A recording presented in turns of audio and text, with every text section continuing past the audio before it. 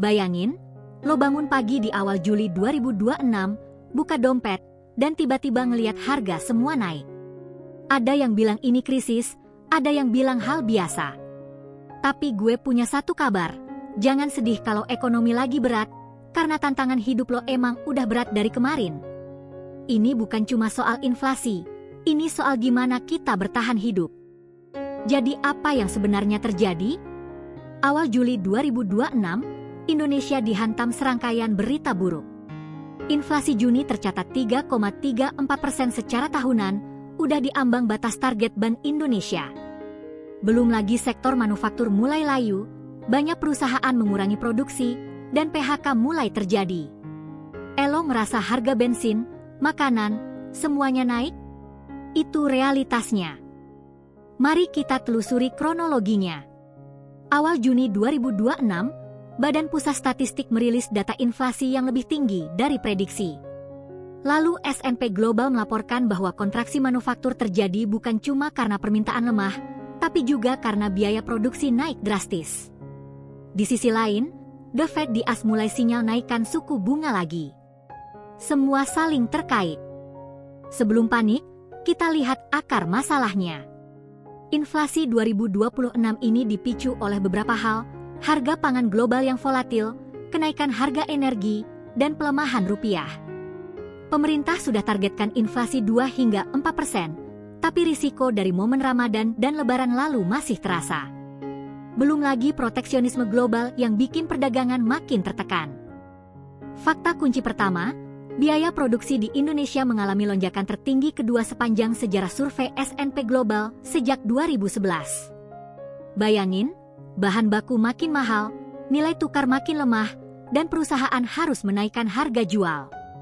Inilah yang bikin harga barang di pasaran ikut naik. Fakta kedua, perusahaan mulai mengurangi tenaga kerja dan memangkas produksi. Respon terhadap melemahnya pesanan ini bikin lapangan kerja makin sempit. Laporan menunjukkan bahwa jumlah lowongan kerja menurun drastis. Buat fresh graduate atau yang ingin ganti kerja, ini kabar buruk. Banyak yang mengira bahwa inflasi kembali ke target itu pertanda ekonomi sehat.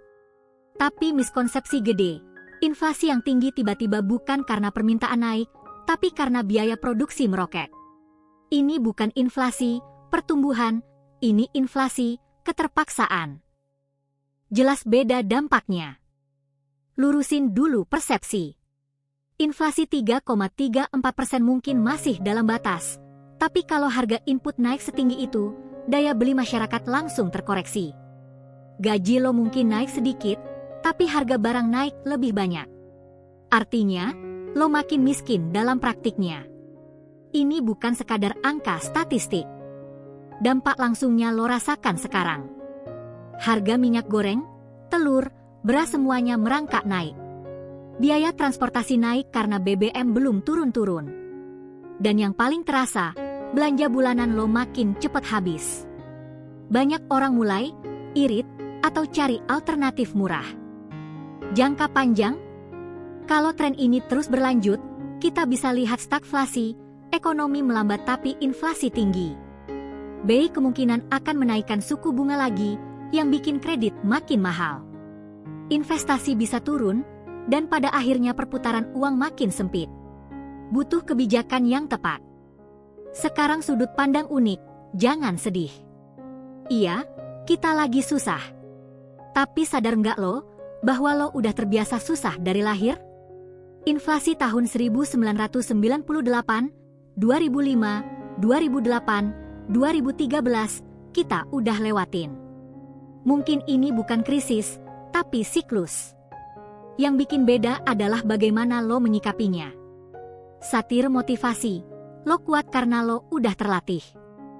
Data dan angka bikin mikir, inflasi Indonesia Juni 2026, 3,34% year on year, inflasi bulanan 0,44%, tahun kalender 1,79%.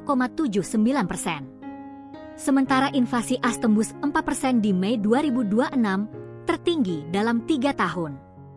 Biaya input manufaktur RI naik tertinggi kedua. Angkanya nggak bohong, tekanan di mana-mana. Reaksi publik di sosial media ramai dengan keluhan. Twitter penuh dengan inflasi 2026, dompet tipis.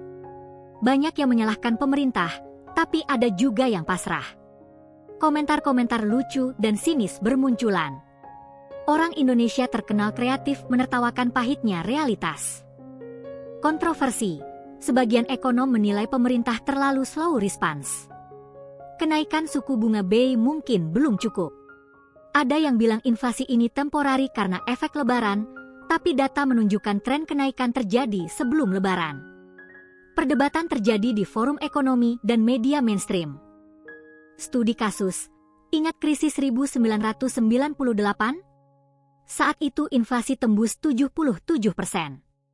Sekarang jauh lebih rendah, tapi dampak sosialnya tetap terasa. Bandingkan dengan Vietnam atau Filipina yang juga mengalami inflasi tinggi. Yang bisa kita pelajari, negara yang mampu menahan harga pangan lebih kuat menghadapi guncangan.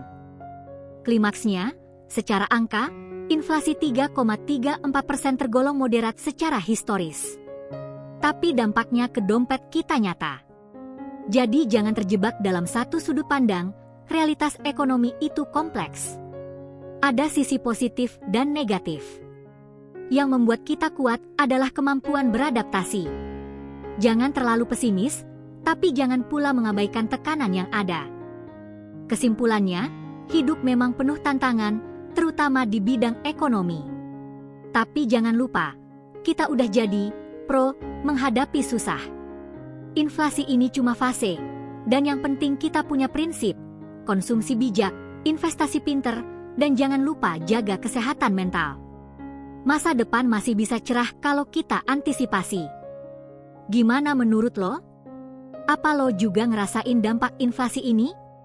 Komen di bawah, dong, ceritain pengalaman lo. Jangan lupa share video ini ke teman-teman yang lagi pusing mikirin dompet. Mungkin lo bisa bantu mereka tersenyum dengan satire ini.